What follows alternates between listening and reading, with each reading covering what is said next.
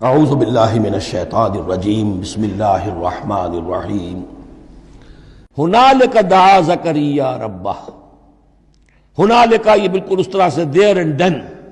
جب یہ مشاہدہ ہوا حضرت زکریا کو تو انہوں نے بھی ایک دعا کی اپنے پروردگار سے. ہنالک دعا زکریا ربہ رب قال رب ہب لی من لدنک ذریۃ طیبہ. اے اللہ مجھے بھی بڑی کوئی پاکیزہ اولاد عطا کر دے. بہت بوڑھے ہو چکے تھے، ان کی اہلیہ جو ہے وہ بھی بہت بوڑھی ہو چکی تھی، ضعیفہ تھی اور ساری عمر بانجھ رہی تھی، لاولد تھے. یہ ساری تفصیل پھر سورہ مریم کے اندر مزید کھل کر آئے گی، اس لیے کہ یہی مضامین وہاں بیان ہوئے تھے مکی دور میں.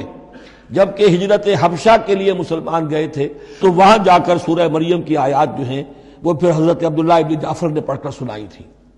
اس مناسبت سے یہ مضامین آپ کو سورہ مریم میں بھی ملیں گے. ساری عمر بوڑھے رہے اور بے اولاد رہے، لیکن اب وہ ایک دبی ہوئی خواہش، چنگاری وہ بھڑک اٹھی.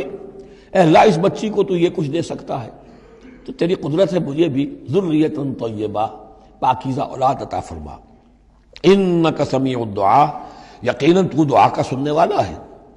فنادت الملائکۃ، تو فرشتوں نے انہیں پکار کر کہا، ندا کی. وہو قائم یصلی فی المحراب، اور وہ کھڑے ہوئے نماز پڑھ رہے تھے اپنی محراب میں، ان کا بھی حجرہ تھا.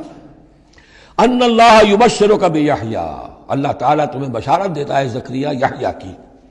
مصدقا بکلمۃ من اللہ، جو تصدیق کرے گا ایک ایسے شخص کی جو اللہ کا خاص کلمہ ہوگا، یعنی حضرت عیسیٰ. کلمۃ منہ، یہ بعد میں باتیں آئیں گی. وسیداً، اور سردار ہوگا. وحصوراً، اور تجرد کی زندگی گزارے گا. وَنَبِيًّا مِّنَ الصَّالِحِينَ، اور نبی ہوگا صالحین میں سے. یہاں نوٹ کر لیجئے کہ آخری مدح کا لفظ جو حضرت یحییٰ کے لیے آیا ہے وہ نبی ہے. نَبِيًّا مِّنَ الصَّالِحِينَ. قَالَ رَبِّ أَنَّىٰ يَكُونُ لِي غُلَامٌ، ابھی خود دعا کر رہے تھے لیکن غالباً اس کی بڑی توثیق چاہ رہے ہیں اللہ سے، ری ایشورنس.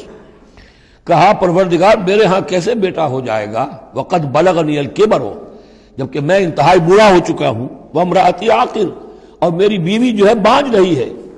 قال كذلك اللہ يفعل ما يشاء، تو انہوں نے کہا کہ اللہ نے فرمایا کہ اللہ کرتا ہے اسی طرح، یا فرشتوں نے جواب دیا جو چاہتا ہے کرتا ہے، اسے اسباب کی احتیاج نہیں ہے. اسباب اس کے محتاج ہیں، اللہ اسباب کا محتاج نہیں ہے.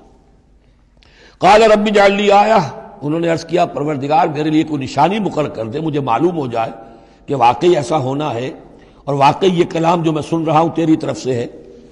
قال آیتک الا تکلم الناس ثلاثۃ ایام الا رمزا، اللہ نے فرمایا کہ اب نشانی یہ ہے تمہارے لیے کہ اب 3 دن تک تم لوگوں سے گفتگو نہیں کر سکو گے سوائے اشارے کنائے کے.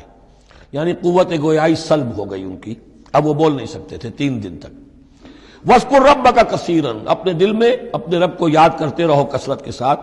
وَسَبِّحْ بِالْعَشِيِّ وَالْإِبْكَارِ، اور تسبیح کیا کرو شام کے وقت بھی اور صبح کے وقت بھی. صدق اللہ العظیم.